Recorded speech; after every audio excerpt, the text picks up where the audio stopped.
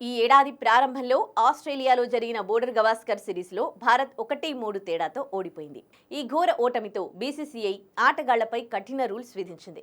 వరుసగా టెస్టుల్లో ఓడుతున్నా, పరుగులు చేయడంలో విఫలమవుతున్నా భారత క్రికెటర్లలో ఎటువంటి నిరుత్సాహం కనిపించలేదు. పోతే పోయిందిలే అన్నట్టు పెళ్లాం పిల్లలతో కలిసి సిడ్నీ, బ్రిస్బేన్ నగర వీధుల్లో ఎంజాయ్ చేశారు.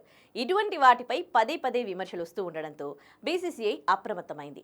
45 రోజులు లేదా అంతకంటే ఎక్కువ కాలం జరిగే విదేశీ పర్యటనలో ఆటగాళ్ల కుటుంబ సభ్యులు ఆటగాళ్లతో 2 వారాల కంటే ఎక్కువ ప్రయాణించడానికి అనుమతించబడదు. బీసీసీఐ విధించిన ఈ రూల్తో ఆటగాళ్లు సంతోషంగా లేరు. విరాట్ కోహ్లీతో సహా చాలా మంది ఆటగాళ్లు తమ అసంతృప్తిని వ్యక్తం చేశారు. ఛాంపియన్స్ ట్రోఫీలోనూ బీసీసీఐ ఈ రూల్ తొలిసారి విధించగా ఆటగాళ్లు నిరాశకు గురయ్యారు.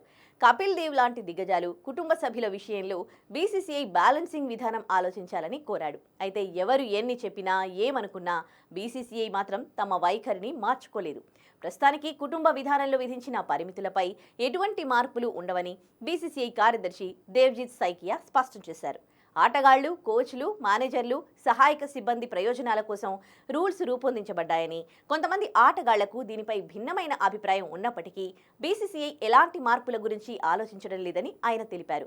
ప్రస్తుత విధానం చెక్కు చెదరకుండా ఉంటుందని, ఇది దేశానికి, మన సంస్థ బీసీసీఐకి చాలా ముఖ్యమైందని సైకియా క్లారిటీ ఇచ్చారు.